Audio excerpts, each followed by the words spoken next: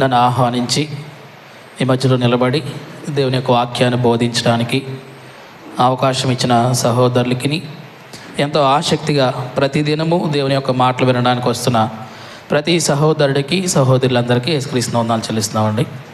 కొద్ది నిమిషాలు దేవుని యొక్క వాక్యాన్ని మనం ఆలోచన చేద్దాం. చదువుకున్న 128వ కీర్తన నుంచి 128వ కీర్తన మనందరికీ బాగా తెలిసిన కీర్తన. 4వ వచనం నుంచి కొన్ని విషయాలు మనం చదువుకుందాం. యెహోవా యందు భయభక్తులు గలవాడు ఇలాగ ఆశీర్వదించబడును. సియోన్లో నుండి యెహోవా నిన్ను ఆశీర్వదించును. నీ జీవితకాలం అంతయు నీవు చూచెదవు, నీ పిల్లల పిల్లలు నీవు చూచెదవు. ఇశ్రాయేలు మీద సమాధానముండునుగాక. ఈ కీర్తన రాయటం గల కారణం ఏంటంటే, విశ్వాసులు ఆనాడు భక్తులు అనేకమైన విషయాలు, వారికి దేవునికి గల సంబంధాన్ని, వారు లేకపోతే దేవుడు వారితో ఎలా వ్యవహరించాడో వారి అనుభవాలు ఈ కీర్తన రూపంలో మనకు రాస్తూ మనకు తెలియజేసిన విషయం ఏంటంటే, యెహోవా యందు భయభక్తులు గలవాడు ఇలాగూ ఆశీర్వదించబడును.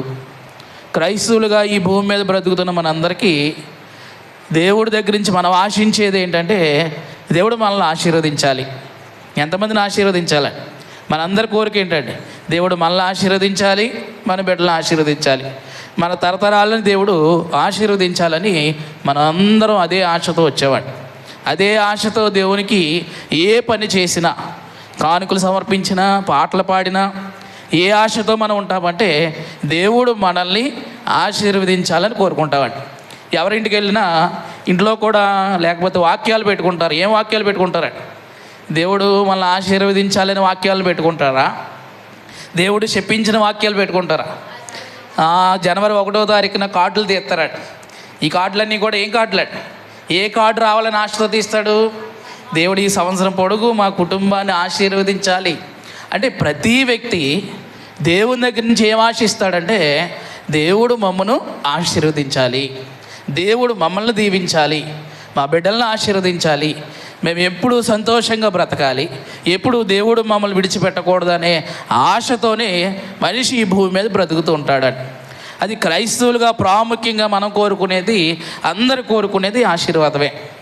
సరే, బైబిల్లోకి మనం జాగ్రత్తగా గమనిస్తే, పరిశుద్ధ గ్రంథాన్ని, ఒక్కో వచనాన్ని, లేకపోతే ఒక్కొక్క వ్యక్తిని, ఒక్కొక్క స్వభావాన్ని మనం ఆలోచన చేస్తే, దేవుడు అసలు ఎవరిని ఆశీర్వదించాడు, ఎలాంటి వారిని దేవుడు ఆశీర్వదిస్తాడు, దేవుని ఆశీర్వాదం పొందుకోవాలంటే ఈ భూమి మీద మనం ఏం చేయాలి, దేవుని ఆశీర్వాదం పొందిన వారి జీవితాల్లోంచి దేవుడు ఊరికినే ఎవరిని ఆశీర్వదించాడు, దేవుడు ఎవరిని ఊరికినే దీవించాడు, ఎవరెవరిని దేవుడు ఆశీర్వదించాడో, అసలు ఆశీర్వాదం అంటే అర్థం ఏంటో, ఏ ఆశీర్వాదం మనం కలిగి భూమి మీద జీవించాలో ఆశీర్వాదానికి సంబంధించిన కొన్ని విషయాలన్నీ ఈరోజు మనం ఆలోచన చేద్దాం. కీర్తనాకారుడు ఇంకో కీర్తనలో రాస్తూ 115వ కీర్తన 12వ వచనం మళ్ళీ చదువుకుందాం. 115, 12 అందరూ తీయండి. యెహోవా మమ్మును మర్చిపోలేదు, ఆయన మమ్మును ఆశీర్వదించును, ఆయన ఇశ్రాయేలును ఆశీర్వదించును, అహరోను వంశస్థులను ఆశీర్వదించును. దేవుడు ఏం చేయలేదంటాడు, యెహోవా మమ్మును. కీర్తన రాసిన వ్యక్తి అంటున్నాడు, ఎంత సంతోషంతో రాస్తున్నాడు చూడండి. ఏమంట? ఎవరు మర్చిపోలేదంట? యెహోవా మమ్మును మర్చిపోలేదు. మర్చిపోకుండా ఆయన ఏం చేశాడంట? ఆయన మమ్మును ఆశీర్వదించెను. అంటే దేవుడు మమ్మల్ని మర్చిపోలేదని చాలా ఆనందంగా రాస్తున్నాడు. వాస్తవాన్ని ఆలోచన చేస్తే, నిజంగా దేవుడు మనల్ని మర్చిపోలేదు కాబట్టి, నిజంగా దేవుడు మనల్ని జ్ఞాపకం ఉంచుకున్నాడు కాబట్టి, దేవుడు మనల్ని మర్చిపోలేదు కాబట్టి మీరు అక్కడ కూర్చున్నారు, నేను ఇక్కడ నిలబడ్డాను. నిజంగా దేవుడు మనల్ని మర్చిపోయి ఉంటే మీరు అక్కడ ఉండరు, నేను ఇక్కడ ఉన్నాను. కరెక్ట్గా అన్నం తినే సమయంలో ముద్ద మధ్యలో ఉంది, గొద్దులో ఉంది. దేవుడు మనల్ని మర్చిపోయాడు ఏంటండి? తర్వాత పరిస్థితి ఏంటండి? ముద్ద పైకి రాదు, ముద్ద కిందకి దిగదండి. దేవుడు మనల్ని మర్చిపోలేదన్న విషయం మనం మర్చిపోకూడదండి. నిజంగా దేవుడే మర్చిపోయి ఉంటే ఎప్పుడో మనకు పాట పాడేదురు, మన ఫోటో ఏదో గుమ్మ అన్నా తగిలిచ్చేదిరండి. దేవుడు మనల్ని మర్చిపోకుండా ప్రతి క్షణం దేవుడు మనల్ని ఆశీర్వదిస్తున్నాడని, దేవుడు మనల్ని జ్ఞాపకం చేసుకుంటున్నాడని మనం ఎప్పుడు గుర్తించుకునే ఉండాలి. దేవుడు మనల్ని మర్చిపోకపోతే మనం కూడా ఎవరిని మర్చిపోకూడదండి. మాకు ఎప్పుడు ఇదే ఎదురవుతుందండి. సేవకులుగా, సువార్థికులుగా మాకు ఎదురయ్యే సమస్య ఏంటంటే, ప్రార్థనకి ఎందుకు రాలేదంటే, చాలా ఈజీగా చెప్పే సమాధానం ఏంటంటే, మర్చిపోయానండి. అయ్య బాబోయ్, ఏం మర్చిపోయిందంటండి. రాలేదేంటంటే చాలా ఈజీగా చెప్తారండి. అదే దేవుడు కూడా ఈజీగా మర్చిపోయాను నిన్ను అంటే మనిషి దేవుణ్ణి మర్చిపోవడం నైజం అయిపోయింది. ప్రాముఖ్యంగా క్రైస్తవులకి దేవుణ్ణి మర్చిపోయే స్థితిలో ఈనాడు క్రైస్తవులు బ్రతుకుతున్నారు. క్రైస్తవుడు ఎన్నడూ ఎవరిని మర్చిపోకుండా బ్రతకాలంటే దేవుణ్ణి మర్చిపోకుండా బ్రతకాలి. దేవుణ్ణి మర్చిపోకుండా బ్రతికిన దినాన్న దేవుణ్ణి నిన్ను ఆశీర్వదించడం మొదలు పెడతాడు. దేవుణ్ణి మర్చిపోయేవారు బైబిల్లో కనబడుతున్నారా అంటే చాలామంది కనబడుతున్నారండి. ఒకసారి ఒక వచనం చదివి మన పాఠంలోకి వెళ్ళిపోదాం. న్యాయాధిపతుల గ్రంథము 3వ అధ్యాయము 7వ వచనం చదువుకుందాం. అట్లు ఇశ్రాయేలీలు యెహోవా సన్నిధిని దోషులై తమ దేవుడైన యెహోవాను మరచి బయలుదేవతలను, దేవతా స్తంభములను పూజించిరి. సరిపోద్దండి. ఎవరెవరు మర్చిపోయారంటండి ఇక్కడ. ఆ దేవుడు జనాంగం అని పిలువబడుతున్న ఇశ్రాయేలీలు, నా సొత్తు అని పిలిచిన దేవుని చేత ముద్రించబడిన ఇశ్రాయేలీలు, నా జనము అని దేవుడు గొప్పగా చెప్పుకుంటున్న ఇశ్రాయేలీలు ఎలాంటి దుస్థితిలోకి వచ్చేసారంటే, ఎలాంటి దౌర్భాగ్యమైన స్థితిలోకి వచ్చేసారంటే దేవుణ్ణి మర్చిపోయే స్థితిలోకి వచ్చేసారండి. మనిషి అన్నీ జ్ఞాపకం ఉంచుకుంటాడండి. డబ్బులు ఎక్కడ ఇట్టాడో జ్ఞాపకం ఉంచుకుంటాడు, తనకి ఎంత ఆస్తుందో జ్ఞాపకం ఉంచుకుంటాడు. చివరికి ప్రార్థనకు వచ్చిన తర్వాత చెప్పులు ఎక్కడ ఇట్టాడో కూడా ఏం చేస్తాడు, అన్నీ జ్ఞాపకమే మనిషికి. కానీ ఏం మర్చిపోతున్నాడంటే మనిషి దేవుణ్ణి మర్చిపోయే దుస్థితిలో ఈనాడు క్రైస్తవ సమాజం చాలా స్పష్టంగా కనబడుతుందండి. ఎందుకు అంటే దేవుడు దేవుడేనని పరిపాలిస్తున్నాడు.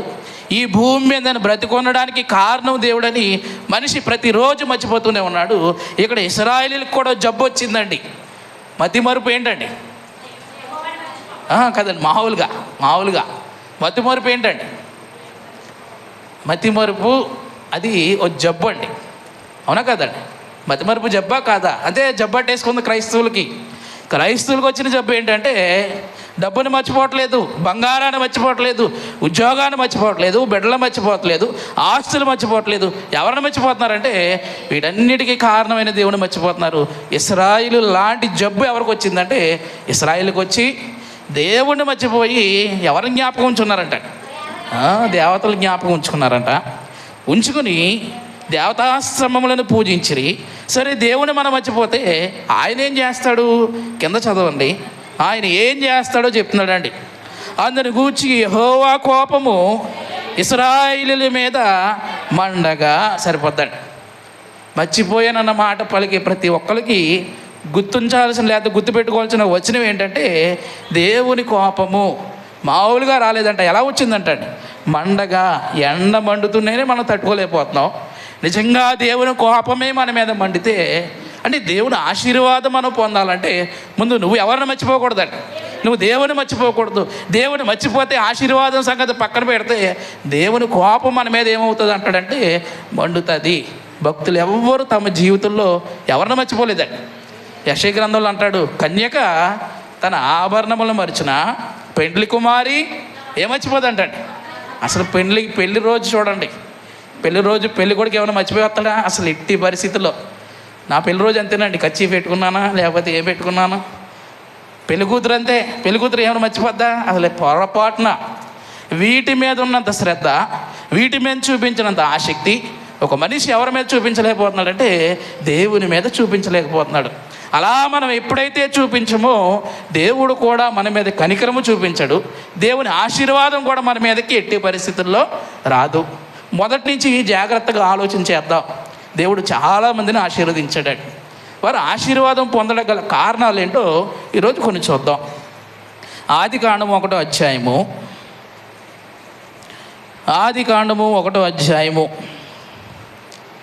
28వ వచనం చదువుకుందాం. దేవుడు వారిని ఆశీర్వదించెను. ఎట్లనగా విస్తరించి భూమిని నిండించి దానిని లోబరుచుకొనుడి. ఆకాశ పక్షులను భూమి మీద ప్రాకు ప్రతి జీవిని ఏలుడని దేవుడు వారితో చెప్పాను. మొట్టమొదటి మానవులైన ఆదామవ్వల గురించి మనం చూస్తే మొదటి నుంచి ఫస్ట్ నుంచి 1వ పేజీ నుంచి 1వ మానవు నుంచి దేవుడు అందరినీ ఆశీర్వదిస్తూనే వచ్చాడు. ఇక్కడ దేవుడు వారిని ఆశీర్వదించెను. వారు ఎవరండి? ఆదాము హవ్వ. ఎందుకు ఆశీర్వదించాడు? ఏం చేశారు? దేవునికి నచ్చే పని వాళ్ళలో ఏముంది? పుట్టిన వెంటనే లేకపోతే చేసిన దినాన్నే ఏమి దేవుడు ఆలోచన చేయకుండా దేవుడు వెంటనే ఆశీర్వదించారు. ఏం చేశారు? దేవునికి ఏమైనా బలి ఇచ్చారు? అక్కడ ఏం లేదట. లేకపోతే దేవుని గురించి ఏమైనా పాటలు పాడారా? ఏమీ లేదట. మరి దేవుడు ఎందుకు ఆశీర్వదించాడు? ఆశీర్వదించడం గల కారణం ఏంటంటే 27వ వచనం చదివితే కారణం ఏంటో అర్థమవుతుందండి. దేవుడు తన స్వరూపమందు నరును సృజించెను. దేవుని స్వరూపమందు వారిని సృజించెను. వారిని ఆశీర్వదించడం గల కారణం ఏంటంటే వారు ఎవరి రూపంలో ఉన్నారండి? లేకపోతే వారిలో ఎవరి స్వరూపం ఉందండి? దేవుడి స్వరూపం ఉందండి. ఇదే మానవుల్ని, ఇదే ఆదామవ్వని తర్వాత కొన్ని అధ్యాయాలు చదివితేసరికి దేవుడు వారిని ఆశీర్వదించడం మానేసి దేవుడు వారిని శపించడం మొదలు పెడతాడండి. ఎందుకు ఆశీర్వదించాడు, ఎందుకు శపించాడంటే కారణం ఏంటంటే ఆశీర్వదించడం గల కారణం ఏంటంటే వారిలో దేవుని స్వరూపం కలిగి జీవించారండి. శపించడం గల కారణం ఏంటంటే దేవుని స్వరూపాన్ని వారు కోల్పోయారండి. మనిషి రూపంలో బ్రతకడానికి ఇష్టపడతలేదండి. మనిషి రూపాలు మార్చుకోవడానికి ఇష్టపడుతున్నాడు. మనిషి చాలామంది చూస్తే స్త్రీలేమో పురుషుల రూపంలోకి వచ్చేస్తున్నారండి, పురుషులేమో ఏ రూపంలోకి వచ్చేస్తున్నారండి. మనిషికి తన రూపం నచ్చట్లేదండి. మనిషి తన రూపంలో బ్రతకడానికి మనిషి ఇష్టపడట్లేదండి. అందుకే ఏమంటాడంటే నేను సింహాన్ని అంటాడానికి కొద్దిసేపు ఇంకా దిగజారిపోయి ఇంకేమంటాడంటే నేను కుక్కను కూడా అంటాడేమో మనిషి. అంటే మనిషి దేవుని రూపంలో బ్రతికినంత కాలం దేవుడు మనల్ని ఆశీర్వదిస్తూనే ఉంటాడు. నీలో దేవుని స్వరూపం కనబడితే, నీలో దేవుని పోలిక కనబడితే, దేవునిలో ఉండే ప్రేమ నీలో ఉంటే కనుక, దేవుళ్ళు ఉండే స్వభావం మనలో ఎప్పుడైతే ఉంటుందో అలాంటి స్వభావం కలిగి మనం జీవిస్తే దేవుడు ఆటోమేటిక్గా మనల్ని ఏం చేస్తాడండి? ఆశీర్వాదం కొనుక్కుంటే వచ్చేది కాదండి. ఏదో కొట్లో అమ్మితే మనం డబ్బులు ఇస్తే ఆశీర్వాదం వచ్చేస్తుందంటే పర్లేదు. ఈ ఆశీర్వాదం పూర్తిగా దేని బట్టి వస్తుందంటే నీ జీవితాన్ని బట్టి, నా జీవితాన్ని బట్టి. ఉదాహరణగా ఆలోచన చేద్దాం. ప్రార్థనకి వెళ్ళేవారిని ఆశీర్వదిస్తాడా? వెళ్ళని వారిని ఆశీర్వదిస్తాడా? సమాధానం ఏంటండి? మనం అందరం వచ్చాం కాబట్టి సమాధానం ఏంటి? వెళ్ళేవారిని ఆశీర్వదిస్తాం. ముందుకు వెళ్ళే కొద్దీ మళ్ళీ ఆలోచన చేద్దాం. అయితే మనల్ని దేవుడు ఆశీర్వదించాలంటే మొట్టమొదటి పాయింట్ ఏంటంటే నువ్వు దేవుని స్వరూపంలో బ్రతుకు. అత్తగారులు సూర్యకాంతలా బతకూడదండి. ప్రార్థనకు వచ్చినప్పుడు దేవుని స్వరూపం మనలో ఉంటుందా? ఉండదండి. ప్రార్థనకు వచ్చాం మనందరం నాతో సహా, స్టేజ్ మీద నిలబడి నాతో సహా. ఈ ప్రార్థనలో ఎవరి స్వరూపం ఉంటుందండి? ఎవరు చూసినా దేవుళ్ళనే కనబడతారు. ఏ అమ్మని చూసినా ప్రశాంతం కనబడతాడండి. ఇంటికి వెళ్ళాక అత్తగారు ఎలా మారిపోద్దండి? సూర్యకాంతంలా మారిపోద్దండి. కోడలు ఎలా మారిపోద్దండి? భార్య ఎలా మారిపోద్దండి? అదిగో మాట అన్నాడండి, గయ్యాలితో కాపురం చేయటం కంటే ఎక్కడికి వెళ్ళిపోతాం బెస్ట్ అండి. మిద్ది మీద ఒక మూల నివసించడం. అంటే ఇక్కడ ఉన్నప్పుడేమో దేవుని స్వరూపం ఉంటుంది, ఇంటికి వెళ్ళిన తర్వాత ఎవరి స్టైల్ వాళ్ళు చూపిస్తున్నారండి, ఎవరి పద్ధతులు వారు బ్రతుకుతున్నారండి. ఇక్కడ ఉన్నప్పుడు బాగానే ఉంటున్నారు, ఇక్కడికి వచ్చినప్పుడు బాగానే జీవిస్తున్నారు, ఇక్కడికి వచ్చినప్పుడు బాగానే బ్రతుకుతున్నారు, బాగానే మాట్లాడుతున్నారు.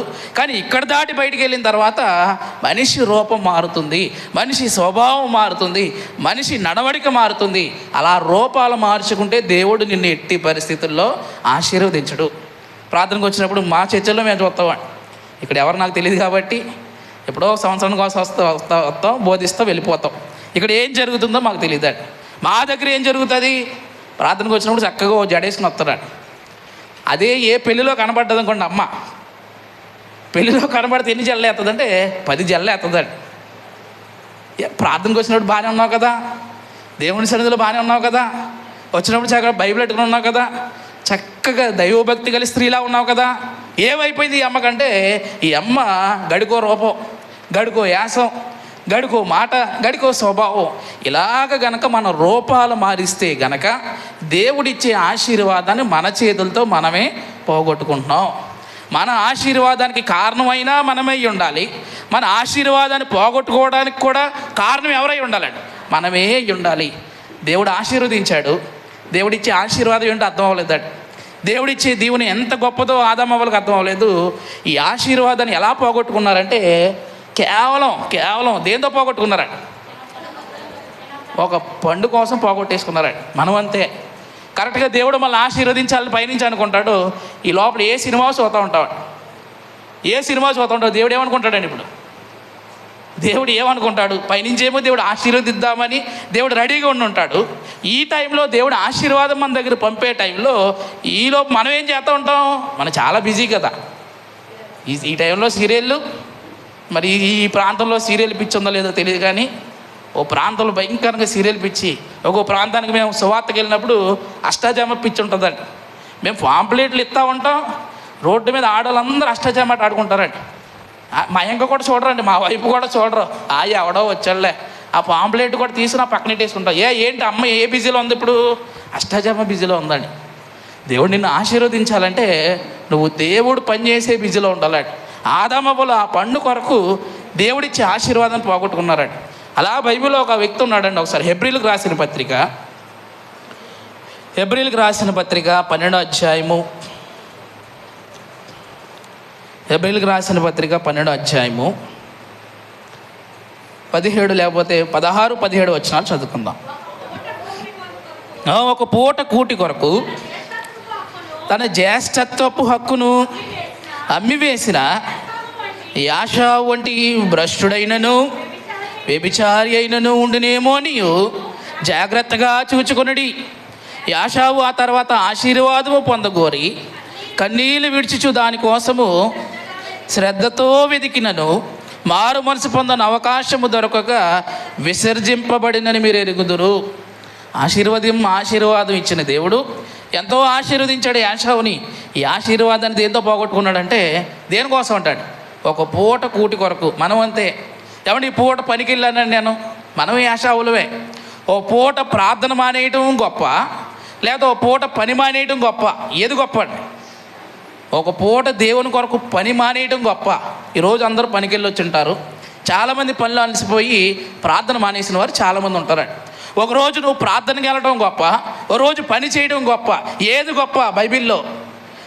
దేవుని దగ్గర ఆశీర్వాదం పొందాలంటే పనికి వెళ్ళాలా, ప్రార్థనకి వెళ్ళాలా? ఏది ముఖ్యం అంటే ఈనాడు మనుషులందరూ పనుల్లో మునిగిపోయారండి. పని పని పని పని చచ్చేంతవరకు మనిషి దేంట్లో మునిగిపోతున్నాడంటే పనిలోనే మునిగిపోతున్నాడండి. అసలు వాస్తవం ఏంటంటే ఓ వ్యక్తి చెప్తూ ఉంటాడు, ఒక జ్ఞానవంతుడు, ఒక రాజు భూమి మీద అన్నీ అనుభవించిన తర్వాత మంచి మాట చెప్తాడండి. ఒకసారి ప్రసంగి గ్రంథం చదివితే అసలు మనం చేయాల్సిన పని ఏంటో చెప్తాడండి. ప్రసంగి గ్రంథము 12వ అధ్యాయము 13వ వచనం చెప్తాడు, జ్ఞానవంతుడైన సొలొమోను అంటూ మొత్తం అంతా వినిన తర్వాత తేలిన ఫలితార్థం ఇదే. చివరికి ఏమంటాడంటే, అన్నీ చూశాను, అన్నీ అనుభవించాను, లోకంలో బంగారాన్ని చూశాను, భార్యలను చూశాను, రాణులు చూశాను, రాజులను చూశాను, బోళ్ళంత ఆస్తులను అనుభవించాను, అన్నీ అనుభవించిన తర్వాత ఈయన ఫలితార్థం ఓ రిజల్ట్ చెప్తున్నాడండి. ఏంటంటే అది దేవుని యందు భయభక్తులు కలిగి ఉండి ఆయన కట్టడలను అనుసరించి నడుచుచుండవలెను. మనకు కాదండి, ఒకరికి కాదు, ఎంతమంది కంట? మానవ కోటికి ఇది ఏ విధి అంటే అర్థం ఏంటండి? మానవ కోటికి ఒక పని ఉందంట, మానవ కోటి అందరూ చేయాల్సిన ఒక పని ఉందంట. ఏంటి ఆ పని ఏంటంటే నువ్వు దేవునితో గడపాలి. నువ్వు పనిలో గడిపావు వేస్ట్ ఈరోజు, నువ్వు వెళ్ళి కాలేజీలో గడిపొచ్చావు వేస్ట్ ఈరోజు, ఒక 1000 రూపాయలు సంపాదించో, 1,00,000 రూపాయలు సంపాదించో, అదంతా దేవుని దృష్టిలో ఏంటంటే బూడిదలో పోసిన పన్నీరు లెక్క. వచ్చి ఇక్కడ ఒక అరగంట కూర్చున్నావు, దేవుడు ఇది క్యాల్కులేట్ చేస్తాడు. వచ్చి ఇక్కడ ఏదో పని చేసావు, దేవుడు ఇది పరిగణలోకి తీసుకుంటాడట. ఇక్కడ వచ్చి పాటలు పాడావు, దేవుడు లెక్కేస్తాడట. దేవుని సన్నిధిలో జీవించాలి. దేవుడు మనుషులకు పెట్టిన ఒకే ఒక పని ఏంటంటే నువ్వు దేవుని దగ్గర బ్రతుకు. మనిషి ఇక్కడ తప్ప అన్ని చోట్ల బ్రతుకుతాడట. సినిమా దగ్గర ఎంతసేపు కూర్చుంటాడట? అడ్వర్టైజ్మెంట్లు, సీరియల్, లేకపోతే ఆడిచ్చే బ్రేకులు అన్నీ లెక్కేసుకుంటే 3 గంటల సినిమా 5 గంటలు పడుతుందట. 5 గంటలైనా అక్కడ కూర్చుంటాడు, కానీ వచ్చి ఒక్క 10 నిమిషాలు ఎక్కడ కూర్చోడాడు.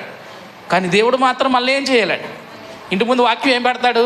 యెహోవా మమ్మును, యెహోవా యందు భయభక్తులు గలవాడు సినిమా చూత ఆశీర్వదిస్తాడా? ఆ వాక్యం ఇంటి ముందెట్టు వేసుకుంటే ఆశీర్వదించేస్తాడా? దేవుడు ఆశీర్వదించాలంటే దేవుని పోలిక నీలో ఉండాలి. దేవుడు ఇంకెవరిని ఆశీర్వదించాడు? ఆదికాండము 9వ అధ్యాయము, ఆదికాండము 9వ అధ్యాయము 1వ వచనం చదువుకుందాం. ఆదికాండము 9వ అధ్యాయం 1వ వచనం చదవండి అమ్మా. మరియు దేవుడు నోవాహును అతని కుమారులను ఆశీర్వదించి, మీరు ఫలించి అభివృద్ధి పొంది ఈ భూమిని నింపుడి. మళ్ళీ ఇంకెవరిని ఆశీర్వదించాడంటే ఇక్కడ నోవాహును మాత్రమే కాదు, నోవాహును అతని కుమారులను ఆశీర్వదించి, ఎందుకు ఆశీర్వదించడం గల కారణం ఏంటి? నోవాహుని అతని కుమారులు ఎందుకు ఆశీర్వదించాడంటే, వారు ఆ ముందు అధ్యాయాలు కనుక మనం చదివితే దేవుడు చెప్పిన పని కొరకు 100 సంవత్సరాలు తమ జీవితాన్ని అంకితం చేశారండి. 100 సంవత్సరాలు దేవుని పని మీద ఉన్నారండి. 100 సంవత్సరాలు ఓడ కట్టడానికి తమ జీవితంలో 100 సంవత్సరాలు వేస్ట్ చేస్తారండి. మనము ఒక్క నిమిషం వేస్ట్ చేయము దేవుని కొరకు. దేవుని కొరకు ఇంత సమయం మనం ఇవ్వం. దేవుని కొరకు మనం కష్టపడం. దేవుని పని అంటే అసలు ముందుకు రాము. దేవుని పని చెయ్యాలనే ఆలోచన మనలో ఎవరిలో ఉంటుందండి. వాస్తవం ఆలోచన చేస్తుంటే ఎంతమంది ఈరోజు దేవుని పని చేశారు? ఈరోజు ఇక్కడ ఉన్న మనందరం సమాధానం చెప్పండి. ఈరోజు దేవుని పని ఎంతమంది చేసాం? సరే, దేవుని పని పక్కన పెడదాం. మీ పని ఎంతమంది చేసుకున్నారు? అసలు చేయలేదు కదండి. మీ పని ఈరోజు మీ పని ఎంతమంది చేసుకున్నారు? మా పని చేసుకోకపోతే ఎవరి పని చేయమంటారు? మరి మీ బిడ్డల కోసం ఎంతమంది పని చేసి ఉంటారు? చాలామంది పుట్టినోళ్ళ కోసం కూడా పని చేస్తారండి. ఇంకా ఈ భూమి మీదకి రానోడి కోసం కూడా పని చేస్తారు చాలామంది. యారా ఎందుకు కష్టపడుతున్నామంటే అంటాడు, నా మనవల్లో పుట్టినోళ్ళ కోసం కూడా పనిచేసి అంత ఓపిక ఈడుకుంది, కానీ ఈ భూమి మీద ఇంకా రానోళ్ళ కోసం కష్టపడి ఓపిక ఈయనకుంది, కానీ దేవుని కోసం పని చేయాలనే ఆసక్తి కానీ దేవుని పని చేద్దామని కానీ ఎవరికి ఇంత మనసు లేదండి. వాస్తవంగా దేవుని పని చేసినోడిని దేవుడు ఖచ్చితంగా ఆశీర్వదిస్తాడు. ఇక్కడ నోవాహుని అతని కుమారులు ఎందుకు ఆశీర్వదించాడంటే, నోవాహు ఆయన కుమారులు కూడా ఎంతకాలం ఉన్నారండి దేవుని పనిలో? 100 సంవత్సరాలు చేశారండి దేవుని పని. దేవుడు ఇచ్చిన జీతం ఎంత? వీళ్ళకి ఎంత జీతం ఇచ్చాడు దేవుడు వీళ్ళకి? దేవుని పని చేస్తే వచ్చే జీతం ఏంటి? ఇక్కడ వీళ్ళకేమి ఇచ్చాడంటే ఏమీ లేదండి, రూపాయి పైసే లేదండి వాళ్ళకి. 100 సంవత్సరాలు వాడు తయారు చేయడం, సువార్త చెప్పడం, వాడు తయారు చేయడం, సువార్త చెప్పడం. వీళ్ళకి సహకరించాడు ఒక్కడైనా ఉన్నాడంటే ఒక్కడూ సహకరించలేదండి. ఆ కుటుంబమే కష్టపడింది. వారి కోడళ్ళు, వారి బంధువు, లేకపోతే వారి కోడళ్ళు, నోవాహు భార్య, నోవాహు కుమారులు, నోవాహు కోడలు, ఆ 8 మందే కష్టపడి పనిచేశారు. కానీ ఒక్కరు కనీసం సహాయం చేయలేదు. సహాయం చేయకపోవడం అలా పక్కన పెడితే ఓడలోకి ఎక్కిన వారు ఒక్కడు కూడా లేరండి. దేవుడు ఎవరిని ఆశీర్వదిస్తాడు? దేవుడు ఎవరిని దీవిస్తాడంటే, దేవుని పని చేసి చూడు, దేవుడు నేను ఎంత ఆశీర్వదిస్తాడో నీకు తెలియదండి. దేవుని పనిలో నువ్వు పాల్గొని చూడు, ఒక నెలంతా పూర్తిగా దేవుని పని చేయి, దేవుడు ఎంత ఆశీర్వదిస్తాడో చూడండి. మనుషులకి దేవుడిచ్చే ఆశీర్వాదం అవసరం లేదండి. మనిషికి ఏమనుకుంటున్నాడంటే, మనిషి ఏ నైజంలో బ్రతుకుతాడంటే, నాకు ఒంట్లో శక్తి ఉంది, నేను పని చేయగలను, నేను బాగా చదివాను, నాకు మంచి టాలెంట్ ఉంది, నేను ఏమైనా చేయగలను, నా స్వహతాగా, నా తండ్రితో సంబంధం లేదు, నాకు తల్లితో సంబంధం లేదు, ఎవరితో నాకు పని లేదు, నా కష్టం నేను కష్టపడతాను, నేను డబ్బు సంపాదిస్తాను. బండి మీద వెళ్తున్నాం, ఎవడో వచ్చి గుద్దేశాడు, కాలు ఇరిగిపోయింది. ఇప్పుడు చెప్పండి, నాకు ఎవరితో పని లేదని చెప్పగలవండి? అసలు ఎవడక్కర్లేదు నాకు, నేను కుంటూ తిరిగేస్తానంటావా? అప్పుడేమంటావండి? ఒరే పెద్దోడా చెయ్యట్టుకో, ఒరే నాకు సహాయం చేయండి, ఎవడైనా నన్ను ఆదుకోండి అంటే. మనిషి దేవుడు పని చేస్తే దేవుడు ఆశీర్వదిస్తాడనే విషయం ఎవరు గ్రహించట్లేదండి. దేవుడు పని చేస్తే దేవుడి పనిలో వచ్చే ఆశీర్వాదం అంతా ఇంత కదండి. పోయి నన్నే చూడండి, ఎగ్జాంపుల్ చూడండి. అప్పుడు ఎంతమంది ఉన్నారో ఎంతమంది లేదో, అప్పుడు నేను మాట్లాడలేదు, కానీ అప్పుడు కరెక్ట్గా ఇక్కడే ఉన్నానండి. వాక్యంలో పొద్దున వాక్యం ఏం చెప్పాను, ఇక్కడే ఉండిపోయినాడు. అసలు ఇంటి దగ్గర రూపాయి ఇచ్చి రాలేదండి. ఎప్పుడన్నా అక్టోబర్ అక్టోబర్ 10 ఇక్కడ మీటింగ్ జరిగిందండి. నా భార్య ప్రెగ్నెంట్, దగ్గరికి వచ్చిన ఈ రోజులు ఏమవుతలే, కంగారు పడకలే, ఏమవుతలే, దేవుని పని చేస్తే దేవుడు ఎలా ఆశీర్వదిస్తాడో చూడండి. చెప్పేసి వచ్చాను. డబ్బులు అడిగిందండి వచ్చినప్పుడు. డబ్బులు ఆ టైంకి నేను వేస్తానులే, ఉత్తిదే డబ్బులు లేవు నా దగ్గర. ఆ టైంలో డబ్బులు నేను వేస్తానులే, నీకు ఎందుకు, ధైర్యంగా వెళ్ళిపోను అన్నాను. అనుకుంటా ఉండగానే సాయంత్రం 5-6 నుంచి ఫోన్లు, నొప్పులు వచ్చేస్తున్నాయని. నేను వెళ్ళడానికి ఏమైనా పక్కన ఉందంటే చాలా దూరం. మా నాన్నగారు వేరే చోట రాజమండ్రిలో ఉన్నారట, నేను మా అన్నయ్య ఇక్కడ ఉన్నామండి. మా అమ్మ ఏమో ఏలూరులో ఉందండి, ఏలూరు యూత్ క్లాస్కి వెళ్ళిందండి. ఇంటి దగ్గర ఒక్కరు లేవండి. మరి ఈ టైంలో దేవుని పని చేస్తే దేవుడు ఎలా వస్తాడో, దేవుడు పరిగెత్తుకుంటూ వచ్చేస్తాడా? దేవుని పని చేసి చూడు, దేవుడు ఎలాగైనా నిన్ను ఆదుకుంటాడండి. సరే, నాకు ఫస్ట్ ఫోన్ ఈ ఎదురున్న కుర్రాడు చేసినాను. పరిస్థితి ఎంత భయంకరంగా ఉంది, ఇంట్లో డబ్బులు కూడా ఇచ్చి రాలా. అంటే దేవుడు ఆ సమయంలో ఎవరో ఒకరు పంపిస్తాడండి. నువ్వు దేవుని పని చేయి. డాక్టర్లకు చెప్పారు, వీళ్ళు చెప్పారు, వీళ్ళ ఫలానా చోట ఉన్నారని. రూపాయి లేకుండా ఆపరేషన్ చేస్తాడండి డాక్టర్. వాళ్ళు రేపు వచ్చి కడతారులే. డబ్బులు లేవు, పని జరిగిందా జరగలేదండి, ఎవరు జరిగిస్తారండి? నువ్వు దేవుని పని చేసి చూడు. చేయకుండా నాకేం జరగలేదు, నా జీవితం వింతే, నా జీవితం ఎలాగే తగలడిపోయింది, నా జీవితంలో రూపాయి కట్టకుండా ఆపరేషన్ చేశారని. అప్పుడు ఆ మత్తు డాక్టర్కి 3,000 అంతా ఇచ్చాడు నా కుర్రాడు. దేవుడు పని చేస్తే దేవుడు వదిలిపెట్టేస్తాడా? ఎట్టి పరిస్థితుల్లో దేవుడు వదిలిపెట్టడు. తర్వాత నైట్ ఇక్కడి నుంచి వెళ్ళేసరికి 3 అయిపోయిందండి. చూసాం, వచ్చేసాం. తర్వాత 2 రోజుల తర్వాత డబ్బులు కట్టాం, అంతా అయిపోయిందండి. ఆ క్షణంలో నిన్ను ఎవరు ఆదుకుంటారంటే, నువ్వు కనుక దేవుని పని చేసావా, ఆ క్షణంలో దేవుడు చడ్డంగా నిలబడిపోతాడండి. నా పని మీద ఉన్నాడు, దేవుడు ఏం చేస్తాడండి? దేవుడు పని చేసే ఎవరినైనా సరే గుడ్డిగా పని చేయండి, దేవుడు మిమ్మల్ని ఆశీర్వదిస్తాడు. మా ఇల్లు చాలా భయంకరంగా ఉండేదండి. మా ఇల్లు ఇప్పుడు దాకా, పోయిన సంవత్సరం దాకా కూడా, మా చిన్నప్పటి నుంచి పోయిన సంవత్సరం వరకు మా ఇల్లు ఏంటంటే వర్షం కారుతానే ఉంటుంది. అవటానికి బిల్డింగే కానీ వర్షం కారుతానే ఉంటుందండి. ప్రతి వర్షాకాలం మేము ఏం చేస్తాం, పడుకునే వాళ్ళు నైట్ పడుకుంటే వర్షం అలా పడుతూ ఉంటుందండి. ఎక్కడికి వెళ్తాం, ఎవరింటికి వెళ్తాం, ఎవరు రానిస్తారు, ఎవరు చేరదీస్తారు? మంచం కిందకి వెళ్ళి పడుకునే వాళ్ళు వాడు. మంచం ఉంటే మా మంచం ఒకటి తడిసేది కాదండి, మా చుట్టూరు మొత్తం తడిసిపోయేది. చాలామందికి నమ్మకం ఉండదు కానీ చుట్టూరు తడిసిపోయేది. ఏం తడిసేది కాదంటే మంచం ఒకటి తడిసేది కాదండి. మేము ఎక్కడ పడుకునేవాళ్ళం అంటే మంచం కింద పడుకునేవాళ్ళం. నేను మా అన్నయ్య, నేను వచ్చాడు కదండి, ఆడికి నేను ఎక్కడ పడుకునేవాళ్ళు అంటే మంచం కింద పడుకునేవాళ్ళు, పైన మా అమ్మ నాన్న పడుకునేవారు. ఇలాగే గడిపోయి ఇన్ని సంవత్సరాలు. మా ఇల్లు చూడండి. ఇప్పుడు ఎవరైనా ఒకసారి రండి భీమవరం, మా అబ్బాయి ఫస్ట్ బర్త్డేకి వద్దురు కానీ మీరు అందరూ ఖచ్చితంగా పిలుస్తారండి. చూడండి మా ఇల్లు చూడండి ఇప్పుడు ఎలా ఉంటుంది, ఎంత అందంగా ఉంటుందో. అదేదో పెద్ద 5 స్టార్ హోటల్లో ఉంటుందండి ఇల్లు. ఏంటి, దేవుని పని నువ్వు చేసి చూడు, నీకు ఏం అవసరమో ఎవరు చూసుకుంటారండి? దేవుడు చూసుకుంటాడండి. నువ్వు మాత్రం దేవుని పని చేయు, కానీ దేవుడు మాత్రం నన్ను దీవించేలా ఆశీర్వదించాలంటే, నోవాహు అతని కుటుంబం దేవుని పని చేశారు కాబట్టి భూమి అంతా నాశనం అయిపోతున్నా వీళ్ళకి చిన్న బాధ రాకుండా ఎవరు కాపాడారంటే, దేవుని పనిలో అంత శక్తి ఉంది. దేవుని పని చాలామందికి చులకనండి, చాలామందికి హేళనండి. సంబంధాలకు వెళ్ళినప్పుడు ఒకడు అంటాడు, ఏమండి పొట్లాలు కట్టినోడైనా పర్లేదు, మాకు కొట్లో పని చేసేవాడైనా పర్లేదు, దేవుని సేవ చేసేవాడు మాకు సంబంధాలు తీసుకురాకండి అన్నారండి. ఎంత లోకువా! దేవుడైనా దేవుని పని చేసేవారైనా లోకువా కాదండి? సమాధానం రాలేదండి. నేను ఇంకో ప్రశ్న వేస్తాను, లోకువా లోకు కదా? మీలో ఎంతమంది ఇచ్చారండి దేవుని సేవకులకి? మీ పిల్లల్ని ఎంతమంది ఇచ్చారు? దేవుని సేవకుల్ని మీ కొరకు అల్లుళ్ళుగా ఎంతమంది తెచ్చుకున్నారు? అబ్బాబ్బే ఏం చేయలేదండి. మాకు ఎలాంటి అల్లుడు కావాలి? ఇంజనీర్ కావాలి. మాకు ఎలాంటి అల్లుడు కావాలి? గవర్నమెంట్ జాబ్ వాడు కావాలి. ఆడి నల్లగా ఉన్నా, కర్రీగా ఉన్నా, పందిలా ఉన్నా, ఆడి మాత్రం ఎవడు కావాలంటే నాకు గవర్నమెంట్ జాబ్ వాడు కావాలి. ఎవరు వద్దంటండి? ఏమండి, నాకు దేవుడు కుమారుడు, లేకపోతే నాకు దేవుని పని చేసేవాడు భర్తగా రావాలని ఎంతమంది కోరుకుంటాడండి? దేవుడు పనే చేయడు, దేవుని పని చేసేవాడికి ఎక్కడిస్తాడు విలువ అంటే, దేవుని పనికి దేవుని పని చేసేవాడికి నువ్వు సహకరిస్తే దేవుడు ఖచ్చితంగా నిన్ను నీ బిడ్డలు ఏం చేస్తాడండి? ఆశీర్వదిస్తాడు, వదిలిపెట్టేస్తాడు, ఆశీర్వదిస్తాడు. సరే, ఇంకెవరిని ఆశీర్వదించాడు దేవుడు? ఇంకో మాట చూద్దామండి. ఆదికాండం 12వ అధ్యాయము 1వ వచనం చదువుకుందాం. యెహోవా నీవు లేచి నీ దేశము నుండి, నీ బంధువుల యొద్ద నుండి బయలుదేరి నేను నీకు చూపించే దేశమునకు వెళ్ళుము.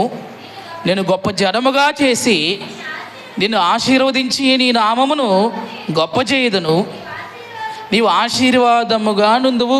దేవుడు ఇక్కడ మరో వ్యక్తితో మాట్లాడుతున్నాడు. ఎవరు మరో వ్యక్తి అంటే అబ్రహాం అంట.